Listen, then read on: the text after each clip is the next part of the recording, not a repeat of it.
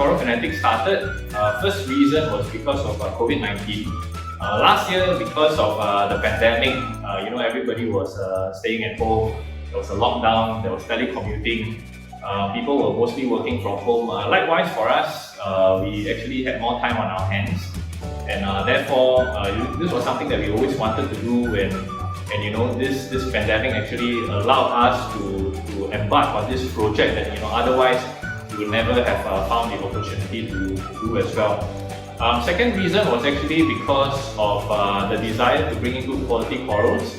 A few of us, we actually felt that the supply and quality of corals that was made available in Singapore could perhaps be better, and we were very keen to try and explore sourcing new sources of supply, new suppliers that could perhaps give us very good quality corals.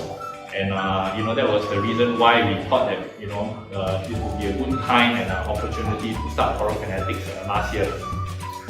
Why the name Coral Fanatics? Actually, very simple. The Coral Fanatics was actually one of the businesses that was in the United States. For me, back in 2007, I knew about this online store, Coral Fanatics in the States, and they actually offered exotic corals and zoanthids for sale. So back then, that was my go-to place for rare, exotic, pretty corals, and therefore, when we wanted to start this venture, we thought maybe that would be a good name for it. Likewise, of course, as you know, we are very focused on corals, and we are really crazy about corals, and we thought the name would be very apt for this shop as well. How often do you have shipments? We actually try to do a shipment every 1 to 2 weeks, so maybe about 2 shipments a month, because we understand that Singapore reefers like ourselves, we are always excited whenever there are new corals that arrive to a shop. We want to go and check it out. So we have to balance how often we bring in shipments against how much we can actually move as well. So we are still in the process of getting that right at the moment, and with better support from reefers in Singapore, we might be able to do more regular shipments than what we are currently doing. Which coral or fish is most in demand?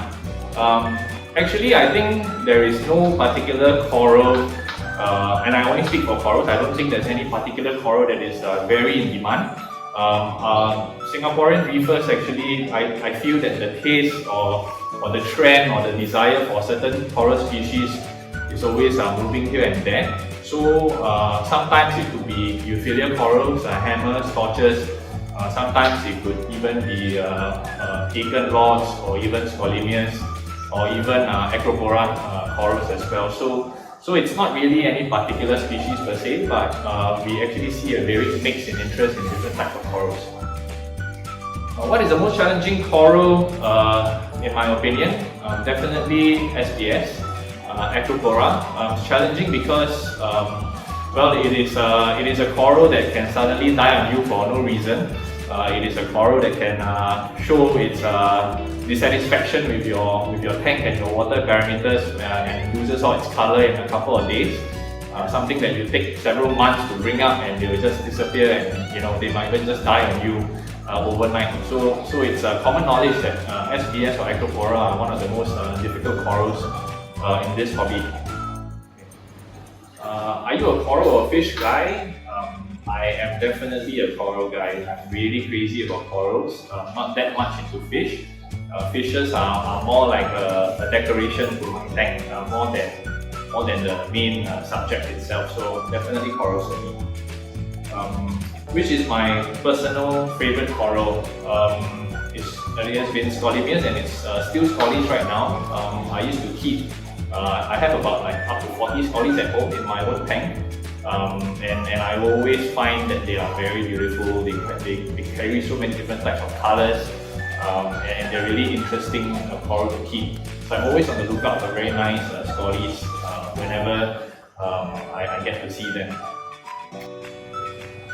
Okay, what are the associated costs to importing a coral into Singapore?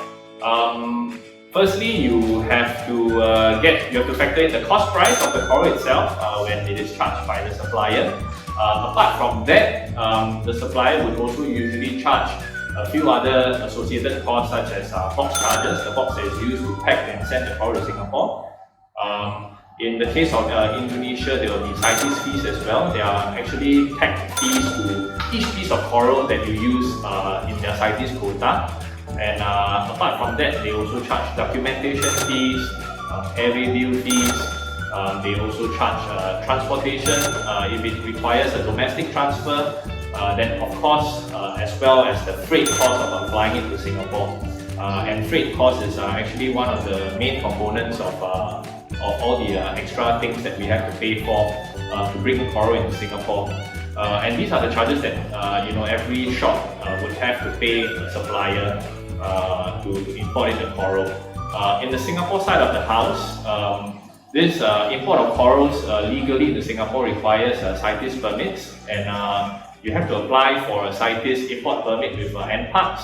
And there will be fees for every species of coral that are imported into Singapore. Once the permit has been approved, the shipment is arranged and sent to Singapore. And upon arrival, there is a 7% GST on the entire invoice, including all the charges that were just mentioned. So that adds another 7% into the cost of the coral. And of course, other than that, you have to pay for local handling charges as well to finally bring the coral in to the shop itself. So after that, maybe when it comes to pricing of the corals, as you know, not every coral will sell.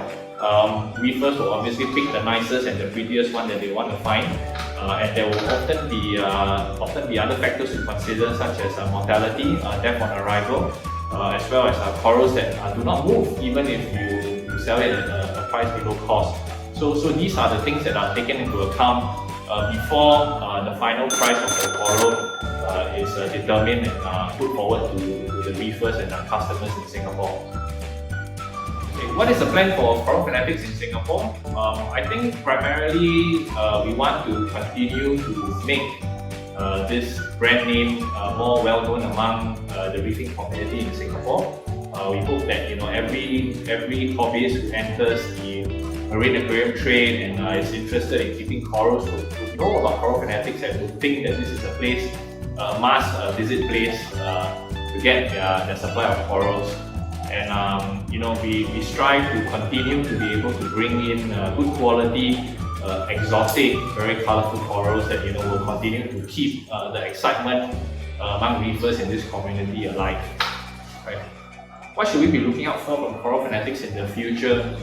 Probably in the near term, we hope to continue to be able to bring in a constant supply of good Australian and Indonesian corals, which we hope we are currently doing right now. And on top of that, we are actually looking at alternative sources, new places of interest that reefers in Singapore will be excited to get again.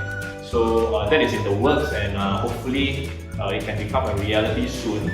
And reefers in Singapore will get to see something different and more exotic as well in the near future. Okay, I'd like to end by saying that if you're a fan of coral, please do come down and check out the store.